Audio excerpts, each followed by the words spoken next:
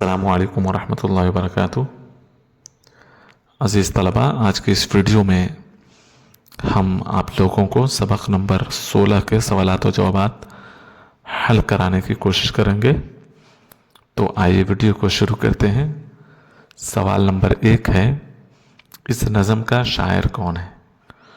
تو اس کا جواب آپ دو طریقے سے لکھ سکتے ہیں۔ ایک تو آسان کہ اس نظم کا شاعر نذیر اکبر آبادی ہے، اور دوسرا جواب اس نظم کو نذیر اکبر آبادی نے لکھا ہے۔ دونوں میں سے کوئی بھی لکھ سکتے ہیں۔ دوسرا سوال ہے، اس نظم میں کس موسم کا ذکر کیا گیا ہے؟ تو اس کا جواب لکھیں گے، اس نظم میں موسم برسات کا ذکر کیا گیا ہے۔ اس نظم میں موسم برسات کا ذکر کیا گیا ہے۔ سوال نمبر 3 ہے، شاعر کے خیال میں اس موسم میں تیتر کیا پکارتے ہیں؟ تو اس کا جواب ہے، اس موسم میں تیتر سبحان تیری قدرت پکارتے ہیں۔ اس موسم میں تیتر سبحان تیری قدرت پکارتے ہیں۔ اس کے بعد سوال نمبر 4 ہے، اس نظم کے ایک بند میں بٹیر، قمری، پپیہا، بگلا، ہدہد اور فاختہ کا ذکر ہے۔ اسی بند میں شاعر نے ان کی آوازیں بھی بتائی ہیں۔ اسی ترتیب سے ان سب کی آوازیں لکھیے۔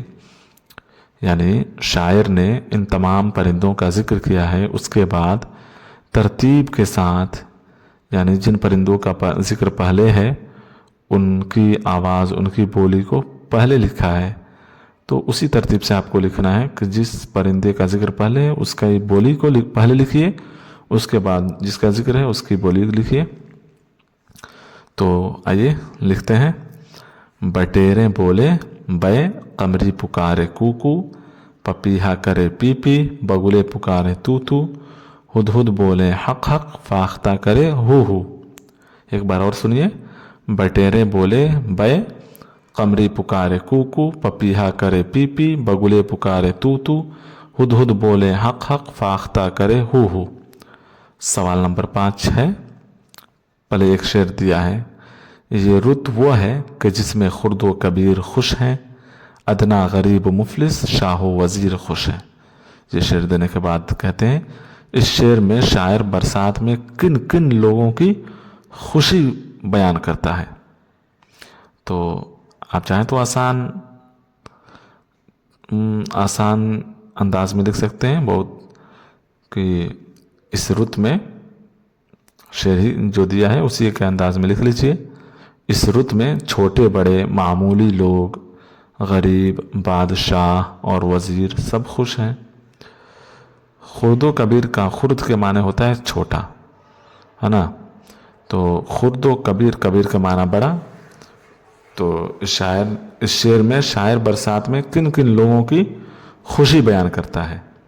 تو شاعر اس میں کیا بیان کرتا ہے؟ اس رت میں چھوٹے بڑے، خرد و کبیر یعنی چھوٹے بڑے، ادنا غریب یعنی ادنا کا معنی ہوتا ہے معمولی لوگ، ادنا یعنی معمولی لوگ، غریب کا معنی غریب، مفلس، شاہ اور وزیر۔ تو معمولی لوگ، غریب، بادشاہ اور وزیر، غریب مفلس دونوں ایک ہی معنی میں آتا ہے۔ تو معمولی لوگ، غریب، بادشاہ اور وزیر سب خوش ہیں۔ ایک بار اور اس کو سنیے، اس رت میں چھوٹے بڑے معمولی لوگ، غریب، بادشاہ اور وزیر سب خوش ہیں۔ ٹھیک ہے، آپ لوگ ان سوالات کے جوابات اپنی کاپی میں لکھیے اور یاد کرنے کی کوشش کیجیے۔ اگر آپ چینل پر نئے ہیں تو چینل کو سبسکرائب بھی کر لیجیے، اور اگر کوئی ویڈیو سے متعلق کوئی یا سوالات سے متعلق کوئی پریشانی ہو، آپ کو کوئی پرابلم ہو سمجھنے میں، تو اس کا ذکر کیجیے، انشاءاللہ اس پریشانی کو ختم کرنے کی کوشش کی جائے گی، حل کرنے کی کوشش کی جائے گی۔ شکریہ۔